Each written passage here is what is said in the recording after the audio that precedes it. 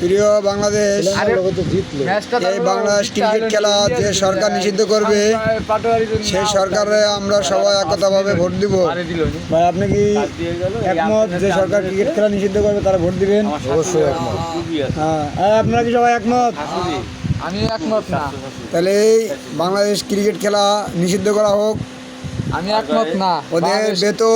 ওদের বেতন 5,000 টাকা করা হোক বা 15,000 টাকা করা হোক। আজকে খারাপ খেলে ভালো খেলা হবে। এদের একটা কথা হচ্ছে যে এদের 7 লাখ 8 লাখ টাকা বেতন দেওয়া হয় কোন যুক্তিতে? বাংলাদেশ সেনাবাহিনী তারা তো দেশের জন্য কাজ করে, পুলিশ দেশের জন্য কাজ করে, তাদের বেতন 20-25 হাজার টাকা। আর এই সব রামপুরা চোরদের বেতন 7 লাখ 8 লাখ 9 লাখ টাকা।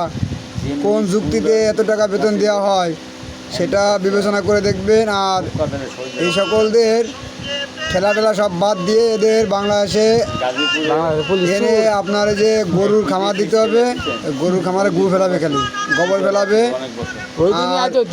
প্রয়োজনে বাংলাদেশ ক্রিকেট টিম, সেনাবাহিনী, পুলিশ, বিসিবি, র্যাব এদের থেকে গঠন করতে হবে যারা খুব মানে মাইন্ডলিভাবে খুব শক্ত, যাদের মানে ওরা তো সবসময় দৌড়াদৌড়ি হুড়োহুড়ি করে, ওই সকল লোকদের নিয়ে ক্রিকেট টিম তৈরি করতে হবে। তবে সর্বশেষ একটাই কথা, বাংলাদেশ ক্রিকেট টিমকে নিষিদ্ধ করতে হবে। বাংলাদেশের জনগণকে নিয়ে তারা তামাশা করতেছে। এরকম অনেক খেলা দেখছি, 3 রান লাগে, 6 বলে 3 রান লাগে। রামপুরা চোরের দল এই রান নিতে পারে না, আবার ক্রিকেট খেলে তাদের বেতন দেওয়া হয়।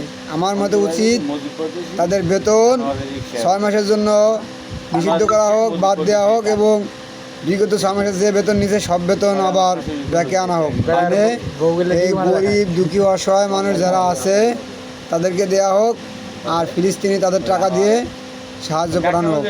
সর্বশেষ এটাই আমি বলতে চাই, বাংলাদেশ ক্রিকেট টিম নিষিদ্ধ করা হোক।